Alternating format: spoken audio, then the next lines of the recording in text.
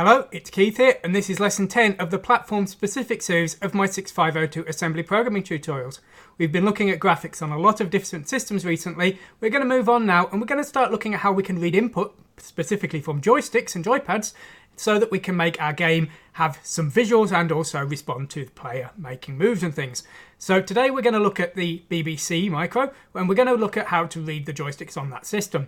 Now these tutorials are following on from the original Z80 tutorials, and so what we're going to do is we're going to use 0-page entries, which we're going to label ZH and ZL, and these are going to mimic the same format as they did in the Z80, and that format was where each bit within a byte represented a different button on the joystick, and when a button was up, the bit would be 1, and when the button was down, it would be 0.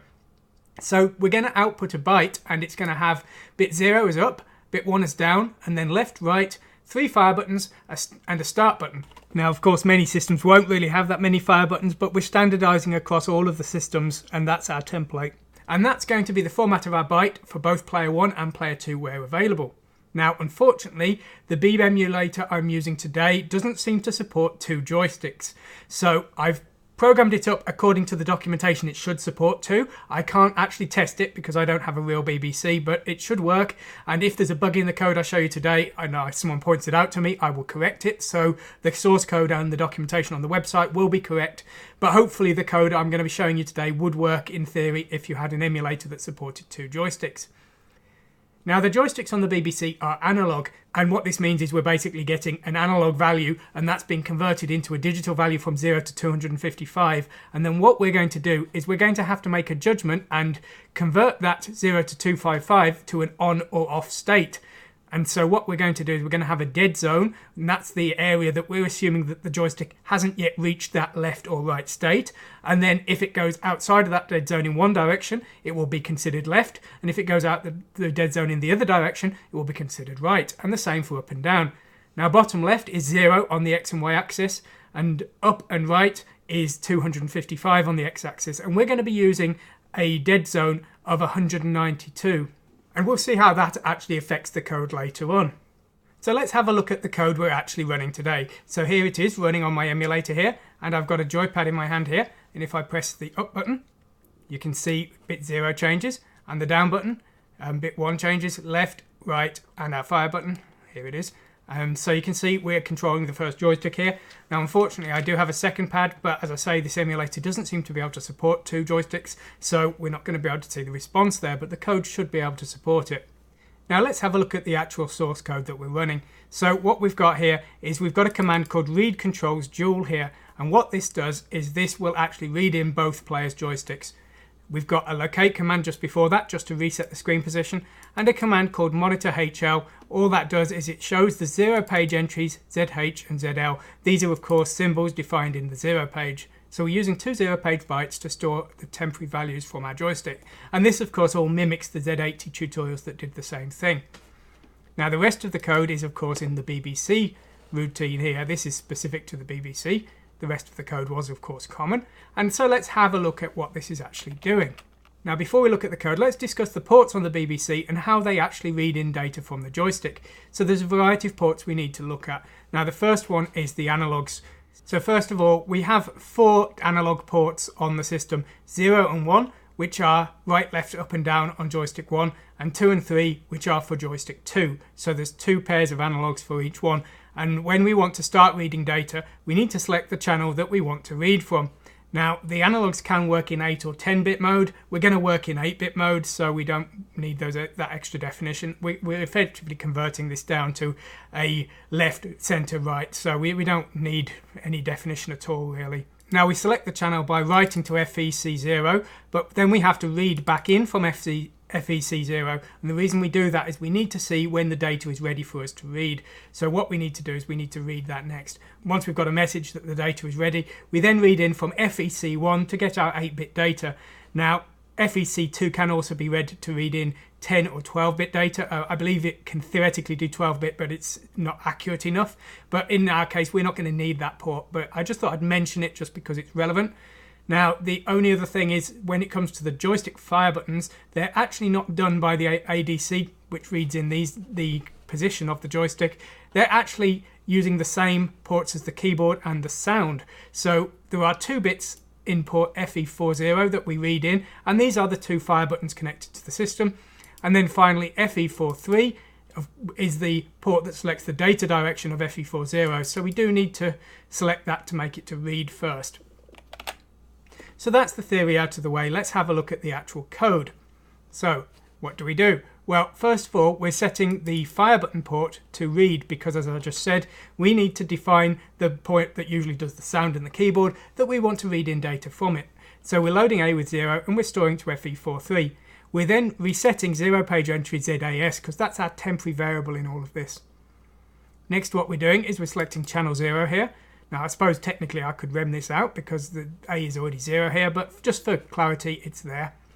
So we're using this function called read controls get data. Now you can see we're running this 4 times because irrespective of what channel's analog we're reading, the procedure is the same. And what this is doing is it's converting an analog value from 0 to 255. I know that's technically digital, but we're calling it an analog value.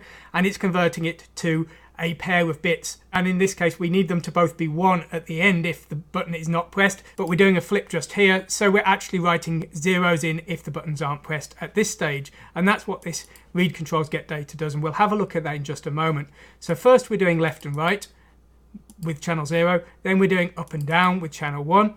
Now at this point we are still doing player 1, so what we're doing is we're reading in the bit here, bit 4, and that is going to be the fire button for player 1. So we're ORing that into the value in ZAS, which has had bits pushed into it by the read controls get data function, and those bits will have filled the bottom 4 bits here, which coincidentally are perfect for the position of our fire button here.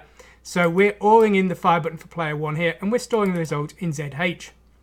Now we've got a definition called use dual joy here. Now I actually had this disabled earlier, but we can enable this and that will enable a second joystick. The reason I've done this is because if we don't need 2 joysticks, we may need to save the memory, especially on limited memory systems like the BBC. We don't have a lot of memory to spare, so if we only need 1 joystick, or even if our emulator doesn't support the second one, let's turn it off and save that memory. So there's an optional piece of compilation here, and if it's disabled, it just loads the second joystick register with 255 just to stop any malfunctions in our code. The second run is basically the same. Instead of using channels 0 and 1 here, we're now using 2 and 3, and those are left, right and up and down for player 2. We're still using the same read controls get data function, which as I said we'll have a look at in a moment. And then when it comes to reading in the fire button, I'll just put another line here just for clarity. When we come into loading the fire button, you'll notice we're loading 1 bit along. We're now loading in bit 5 here. So bit 4 was being used for the first player, bit 5 is being used for the second player, and this time we need to shift it to the right 1 bit and then OR it in with the values from the read controls get data, which will have filled these bottom 4 bits here. And in both cases we're flipping all of the bits just to make the top bits 1 and just to make the bottom bits correct for the format that we're expecting our data to be in. Finally, if the second joystick's disabled, we're just setting all the bits to 1 so that if our code is testing the second controller, it won't have any problems. So there we go. So that's how our BBC reading will work, but of course we've kind of skipped over the read controls get data function, which is really doing all of the work.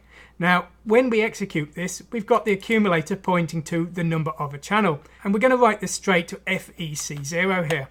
Now FEC0 is of course the channel select, and so the bottom 2 bits here will be defined to whatever channel we want, 0 or 1 for joystick 1 or 2 and 3 for joystick 2. Next what we're doing is we're reading A straight back from that port. And what we're doing is we're seeing if the top bit is 1. If the top bit is 1, then we're not ready yet. So we're looping back up here and we're repeatedly reading until it is. Now you can see here the conversation is complete when the top bit is 0. So we're just waiting for that. Once we've done that, we're now in a position where we can actually get our data. So what we do is we read in from FEC1. This gets our 8-bit analog value. And then we're looking at our dead zone. Our dead zone is 192. So that means that if we are less than 32, then we are pressing down or left. If we're greater than 255 minus 32, effectively about 223, then we are actually up or right. And because this function's being done twice, it's actually able to do both of those in the same way. Now, once we've done these comparisons, we're then just branching out to one of these functions here. and we are setting one of the bits to 1 and one of the bits to 0, depending on whether we're pressing left or whether we're pressing right. Now, if we're not pressing either, then we would be effectively running this code, but just to save some memory here, what I'm actually doing is I'm branching into here, and we're using 2 clear carries to write 2 zeros in. You'll see in each case we're rotating a bit in to set the bottom 2 bits of ZAS here. So that's what we're doing. This is allowing us to set 2 bits at the bottom of the register, shifting to the left each time, and because we run it twice, this will effectively set the bottom 4 bits after it's been run twice. So really that's all there is to it. Now fortunately the analog reading routine is pretty straightforward on the BBC compared to some of the other systems we'll see, so that's not too much of a challenge for us. And of course this is the code that was used in my Grime 6502 game, which you can see here. So you know, this works just fine, and you can of course download this game if you want to get the source code and have a play with it or modify it into something of your own. So this code works just fine. It's just a shame we can't actually see that second joystick in action because of the apparent limitation of this emulator. Anyway, that's all I wanted to discuss in this lesson today. I hope you found it interesting. We're going to be looking at the Atari 800 and 5200 next time. They're quite interesting because one of them has a completely digital joystick and the other has an analog joystick very much like this one. Anyway, thanks for watching today, and goodbye.